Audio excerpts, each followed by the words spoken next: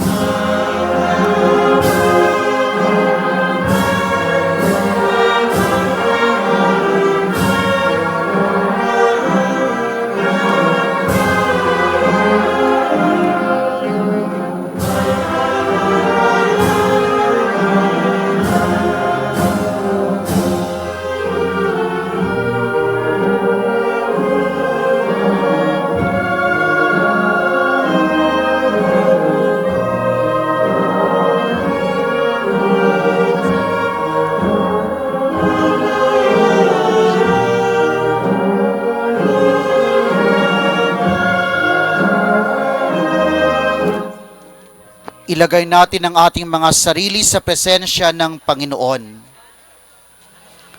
Sa ngalan ng Ama, ng Anak at ng Espiritu Santo, Amang makapangyarihan, basbasan mo po kaming nagkakatipon ngayon upang alalahanin ang ginawang pagpapakasakit at pagkamatay ng iyong anak para sa aming kaligtasan. Nawa ang mga imahe na itong aming itinatanghal at ipuprosesyon ngayon ay makatulong sa pagpapalalim ng aming pananampalataya at pagninilay ngayong araw na ito ng Biyernes Santo. Tulungan mo kaming huwag manghinawa sa pakikisa kay Kristo kahit hanggang sa kamatayan tulad ng ginawa ng kanyang mahal na inang si Mariang kabanal-banalan. Ito ang aming samo at dalangin sa matamis na pangalan ni Jesus, siya na dumanak ang dugo upang magkamit kami ng kaligtasan. Siya na naghahari kasama mo at ng Espiritu Santo ngayon at magpasawalang hanggan. Amen. Amen. Sa ngalan ng Ama, ng Anak at ng Espiritu Santo. Amen. Apostol San Pedro. Ang prinsipe ng mga apostol, si Simon ay tinawag na Pedro ng Panginoon na nangangahulugang bato, sapagkat sa kanyang pangalan itinatagang simbahan. Siya ay may kasamang manok dahil tumilaok ang isang manok sa ikatlong ulit niyang pagtatwa sa Panginoon. May hawak siyang tabak dahil noong takpin si Jesus sa halamanan ng Getsemani, tinanggap ni Pedro ang tainga ni Malco, isa sa mga tauhan ng punong saserdote na si Caiphas, at may hawak siyang susi dahil sa kanya ipinagkatiwala ang mga pinto ng langit.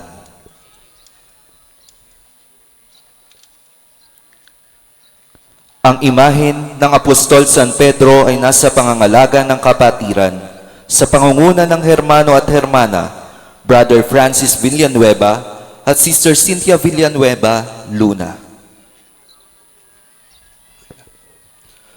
Apostol Santiago Mayor. Si Apostol Santiago Mayor ay anak ni Zebedeo at Santa Salome at matandang kapatid ni San Juan Evangelista. Iba siya kay Santiagong Bata, na anak ni Alfeo at Maria Cleofas, alagad ni San Juan Bautista. Si Santiago ay naging apostol ni Jesus. Sinasabing si Apostol Santiago ay nagtungo sa Espanya upang palaganapin ang pananampalataya at sa kanya'y nagpakita ang Birhen del Pilar. Ang kanyang relikiya ay nasa Compostela, Espanya, Pintakasi ng Espanya at nang may sakit ng reyuma. Si Santiago ay nakasakay sa kabayong puti kung ilarawan. Ang imahe ng Apostol Santiago Mayor ay nasa pagmayari ni na Brother Sosimo at Sister Clarita Santiago at kanilang pamilya.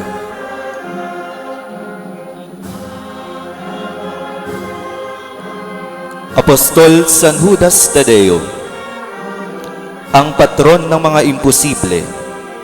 Si San Judas Tadeo ay isa sa mga apostol ng Panginoon. Siya ang sumulat sa isa sa mga aklat ng bagong tipan ng Biblia. Si San Judas ay makikitang may dalang kahoy na pamalo o itak, na sinasabing ginamit upang siya'y ipapatay sa Persya. Dala rin ng santo ang isang munting larawan ng Panginoon, at kung minsay may apoy sa kanyang ulo, sa gisag ng kanyang pagtanggap ng Espiritu Santo noong araw ng Pentekoste. Ang imahe ng Apostol San Judas Tadeo ay pagmamay-ari ni na Sister Meredith, Brother Jomar at Brother J.M. Marquez. Ang pagpapala ni Jesus sa mga bata. Sa aklat ni San Marcos, ipinakita ni Jesus ang kanyang pagmamahal sa mga bata.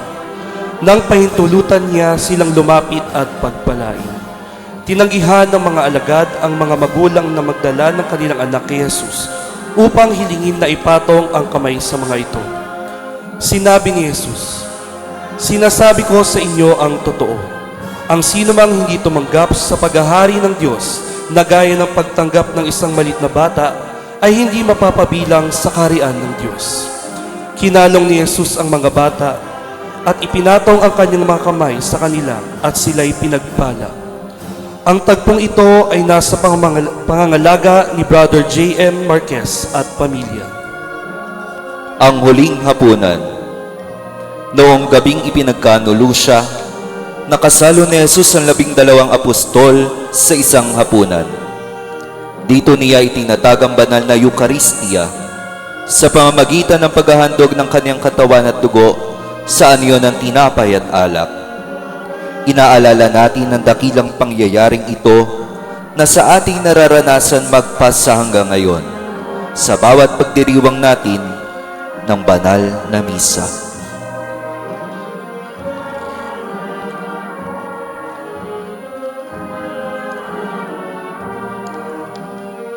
Ang tagpong ito ay nasa pangangalaga ng kapatiran sa pangunguna ng Hermana Sister Elisa de Castro at pamilya.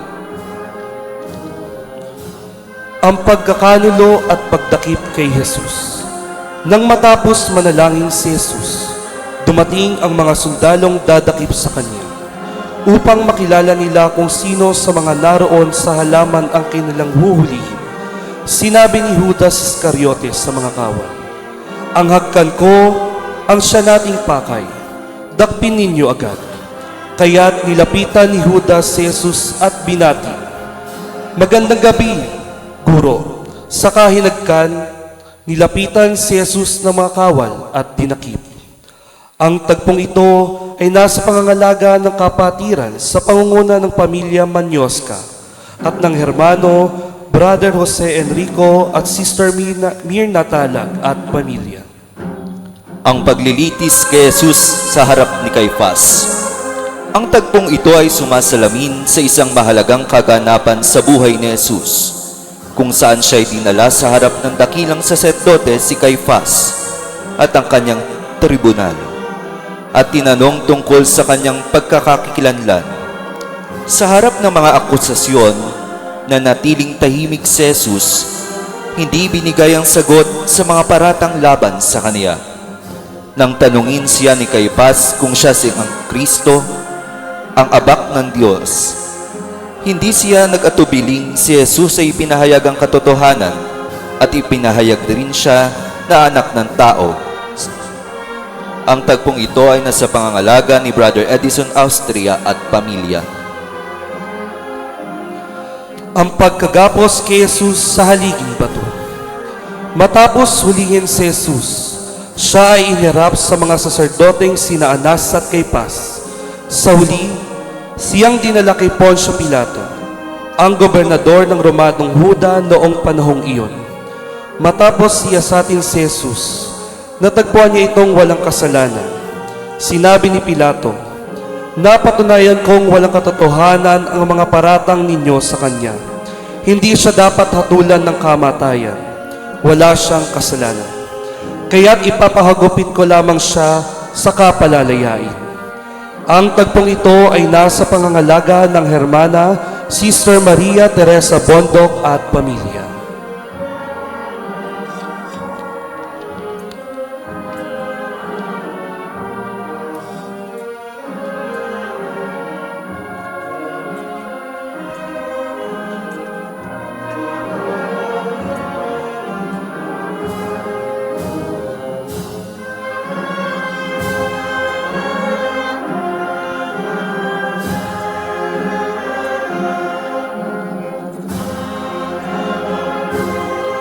Ang pagpuputong ng koronang tinik.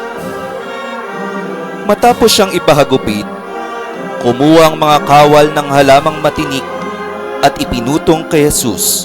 Saka pinahawakan ng tambo at pabalik siyang niluluhod-luhuran at sinabing, "Mabuhay ang hari ng mga Hudyo."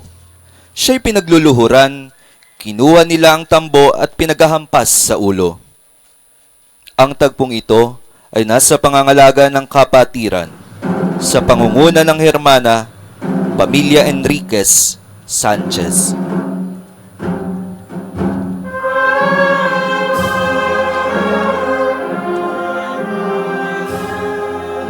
Ang pagpapatanaw ni Pilato kay Jesus. Sinabi ni Poncio Pilato sa mga Hudyo, "Ihaharap ko sa inyo upang malaman ninyo na wala akong nakitang kasalanan niya." At inilabas si Jesus na may koronang tinik at balabal na pulpura. Ipinahayag ni Poncio Pilato, "Ecce homo," ibig sabihin, narito ang tao. Sumigaw ang mga punong saserdote at mga bantay, "Ipako sa krus! Ipako sa krus!" Sa huli, napilitan si Pilato na makinig sa mga tao. Palayain si Barabas at ibigay sa kanila si Jesus upang ipako sa krus. Ang tagpong ito ay nasa pangangalaga ng kapatiran sa pangunguna ng Hermano at Hermana, Brother Nanding at Sister Kay San Diego at pamilya. Ang pagtanggap ni Jesus sa kaniyang krus. Matapos basahan ng kanyang sentensya si Kristo, kanyang tinanggap ang krus ng kanyang papasanin patungo sa lugar na pagpapatayan sa kaniya. Sa kabila ng pagpapatuwa ng mga sundalo at kriminalin, buong puso niyang niyakap ng Panginoon ang krus na magiging sanhi ng kaniyang kamatayan. Ngunit kanyang naging gagamiting simbolo ng ating kaligtasan magpakailanman. Ang tagpong ito ay pagmamay-ari ni Brother Wally de Jesus at kaniyang pamilya. Jesus Nazareno. Lumabas si Jesus na pasan ng kanyang krus, patungo sa lugar na kung tawagi Dako ng Bungo, Golgota sa wikang Hebreo. Si Jesus ay tinawag na Jesus Nazareno dahil siya ay nagmula sa Nazareth, Galilea. Ang imahe ng Jesus Nazareno ay nasa pangangalaga ni Sister Cecilia Tolentino at pamilya.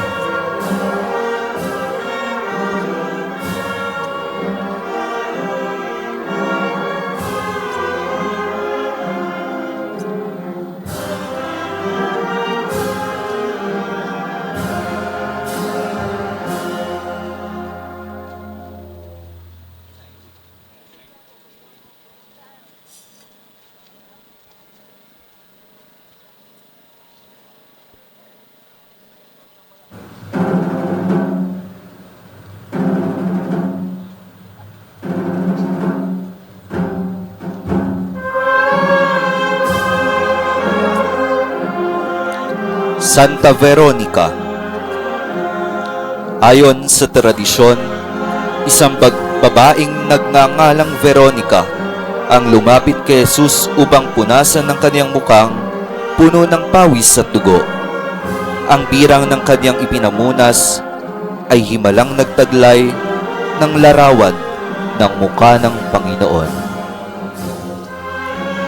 Ang imahe ng Santa Veronica ay nasa pangangalaga ng kapatiran sa pangunguna ng Hermano Brother Roderick Ramos at Hermana Sister Carmelita Santos Ociones. Ang pagkasalubong ni Jesus sa kanyang ina. Ayon sa tradisyon, nakita ni Jesus ang kanyang inang si Maria sa kanyang daan patungo sa kamatayan. Isa ang mga tagpong ito sa mga hapis ng mahal na birhen na kinakailangan niyang pagdaanan para sa kaligtasan ng sangkatauhan. Kung paanong si Maria ay nakihanda sa buhay ni Kristo sa pagdadala niya rito sa kanyang sinapupunan, gayon din ang kanyang pakiisa sa anak ng Diyos hanggang sa pag-alalay nito sa sariling buhay. Ang tagpong ito ay pagmamay-ari ni Brother Francis Louis Bartolome at Brother Kit Enzo Ramos at pamilya.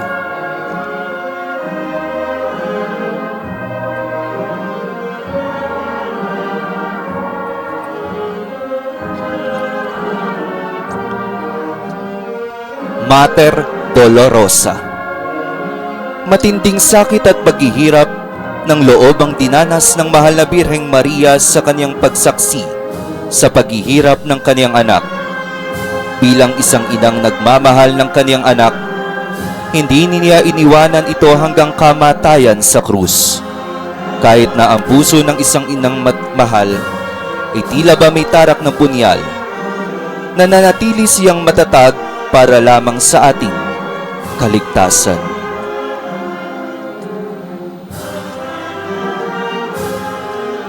Ang imahe ng Mater Dolorosa ay nasa pangangalaga ng kapatiran sa pangunguna ng Pamilya San Diego.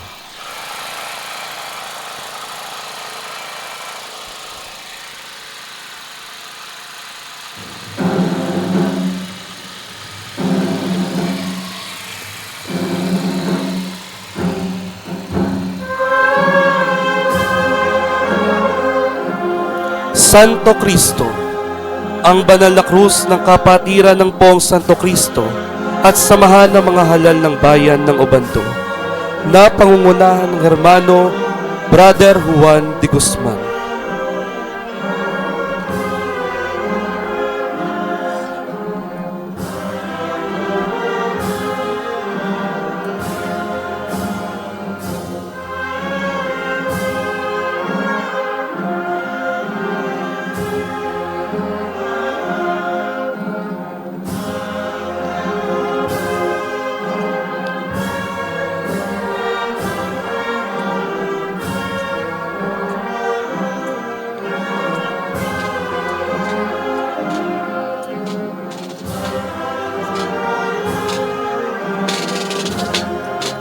Santo Cristo, ang banal na krus sa pangangalaga ng samahan ng Santo Cristo ng God Knows na pagmamay-ari ng Pamilya Agustin.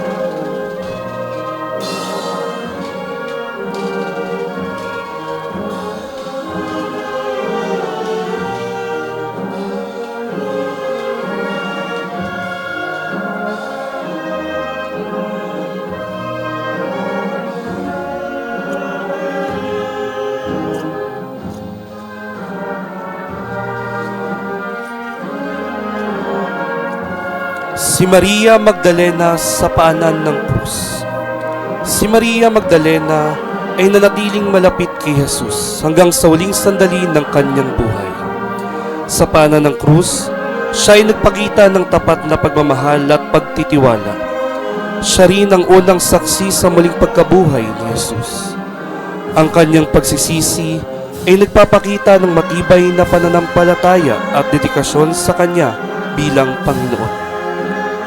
Ang tagpong ito ay nasa pangangalaga ng kapatiran sa pangunguna ng Hermana, Sister Mercy Cristobal at pamilya.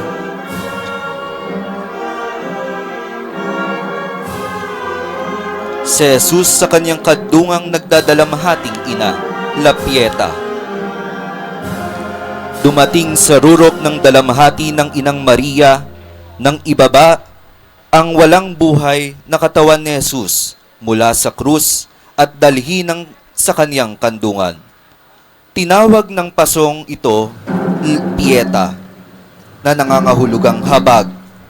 Si Maria ang ina ng awa, ay ginampanan ng kanyang mahalagang papel sa ating kaligtasan hanggang kamatayan ni Jesus. Ang tagpong ito ay nasa pangangalaga ng pamilya Manahan sa pangunguna ni Brother June Manahan.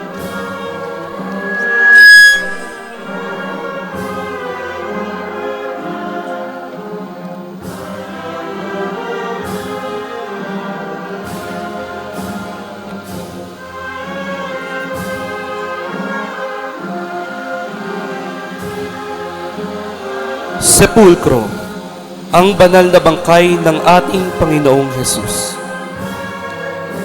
Matapos pahintulutan ni Poncio Pilato si Jose ng Arimatea na ilibing si Jesus, kanilang kinuha ang bangkay ng Panginoon, nilagay ng pabango at binalot sa kayong lino ayon sa kinag-ugalian ng mga Hudyo. Sa pinagkunan kay Jesus ay may isang halamanan at dito'y may isang bagong libingan. Doon nila ililibing si Jesus.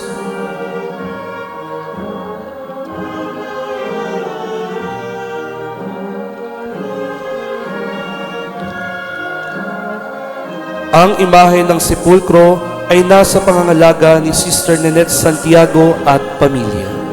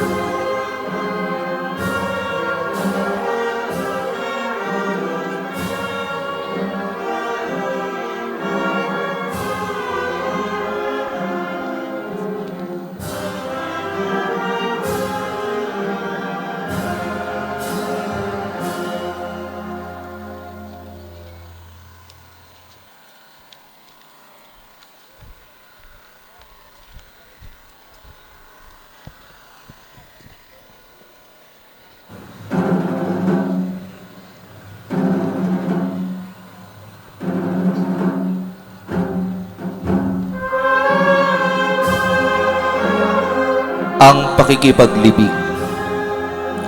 Sa paanan ng krus ay naroon ang ina ni Jesus, ang alagad ng kanyang minamahal, at si Maria Magdalena. Sumama sila kay Jesus at nanatiling tapat sa kanya hanggang maisagawa ang misyon ng pag-aalay niya ng sarili sa katubusan ng kasalanan ng sangkatauhan. Ang tagpong ito ay nasa pangangalaga ng pamilya Manahan sa pangunguna ni Brother June Manahan.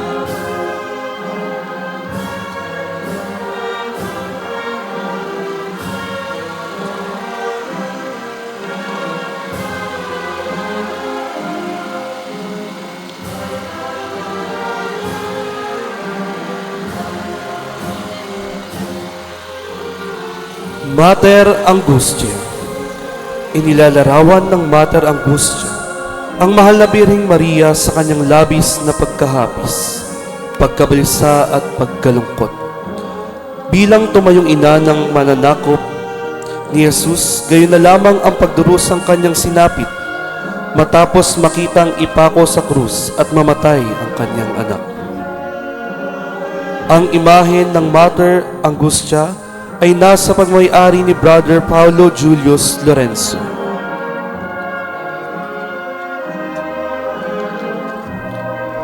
San Lazaro ng Betania. Si San Lazaro ay kapatid ni Marta at Maria na taga Betania. Sila ay kaibigan ni Jesus. Nang si Lazaro ay magkasakit, pinasabihan ni Marta at Maria si Jesus na ang kanyang kaibigan ay may sakit. Subalit hindi agad nagpunta si Jesus sa Betania. Si Lazaro ay namatay sa 4 na araw na kanyang pagkakalibing. saka dumating si Jesus. Nagimok ang magkapatid na sina Marta at Maria kay Jesus at silang lahat ay nagsitangis. Malaki ang pananalig ng magkakapatid kay Jesus, kung kaya't nagtungo si Jesus sa libingan ni Lazaro, kahit sinabing na si Marta ay nangangamoy na ang patay. Ang imahen ng San Lazaro ng Betania ay pagmamayari ng pamilya Madamba Cruz. Santa Juana, asawa ni Cusa. Siya ay asawa ni Cusa na pinagaling ni Jesus. Kabilang siya sa mga babaeng tumustos sa mga pangangailangan ni Jesus at ng kanyang mga alagad. Isa rin siya sa mga babaeng nagbalita ng maling pagkabuhay ni Jesus sa mga apostol. Ang imahe ng Santa Juana, asawa ni Cusa, ay nasa pangangalaga ni Brother Ronnie Diaz at pamilya.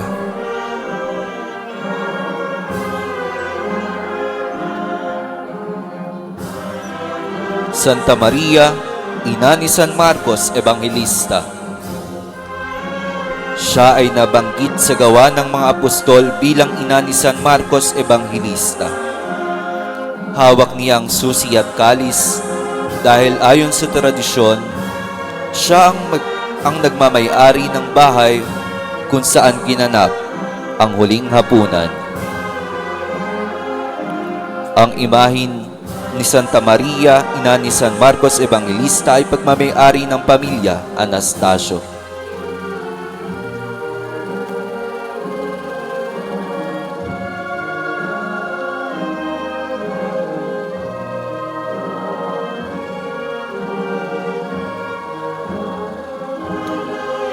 Santa Maria Jacobe.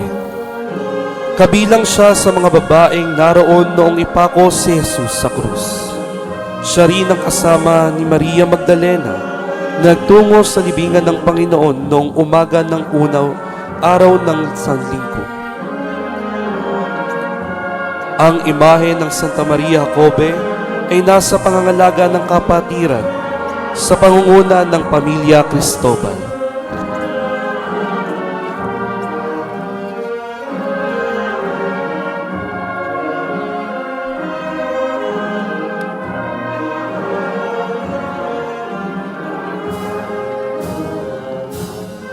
Santa Maria Salome. Siya ang asawa ni Zebedeo at ina ni Santiago at Juan, na humiling kay Jesus na ipagkaloob sa kaniyang mga anak ang karapatang maupo sa magkabila ng Panginoon kapag siya'y naghari na. Isa si Maria sa mga babaeng naroon noong ipapako si Jesus sa krus. Kabilang din siya sa mga unang nakakita sa libingan ng Panginoon na walang laman. Ang imahen ng Santa Maria Salome ay nasa pangangalaga ng kapatiran sa pangunguna ng Hermana, Sister Man Natalia Rojas Di Maano at pamilya. Santa Maria Magdalena. Isa sa mga pinakatapat na babaeng tagasunod ni Jesus.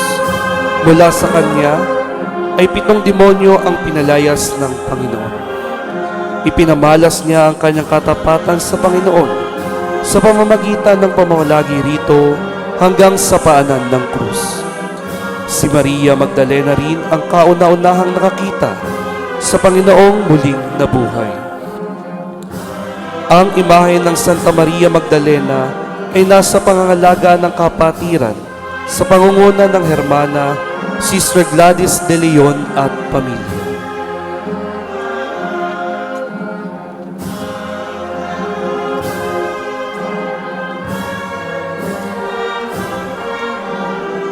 San Juan Evangelista. Isa sa 12, siya ang itinuring na alagad na minamahal ni Jesus at pinakabata sa lahat ng apostol. Sa kanya ay pinagkatiwala ang pangangalaga sa mahal na Birheng Maria noong nakabayubay si Jesus sa krus. Si Juan ay nagsulat sa isa sa mga 4 na ebanghelyo at siya may simbolo ng isang agila dahil sa matayog na antas ng kanyang pagkakasulat ng mabuting balita.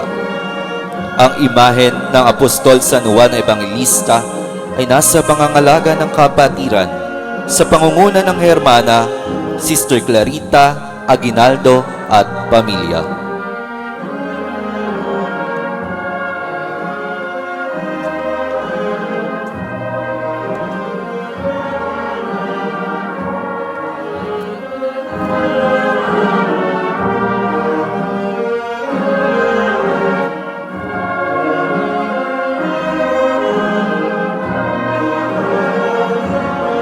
Mahal na Birheng Maria, Ina ng Awa. Si Maria ay natatangis sa babaeng lahat dahil siya ang napili upang maging ina ng Diyos. Kalakip nito ay ang kanyang pagiging ina ng awa na walang iba kundi si Jesus na itinakdang maging pinakadakilang handog. Mababakas sa kanyang muka ang labis na dalamhati ngunit lubos na pakikiisa sa pagpapakasakit at pagkamatay ng kanyang anak upang ang sanlibutan ay lubos na maligtas.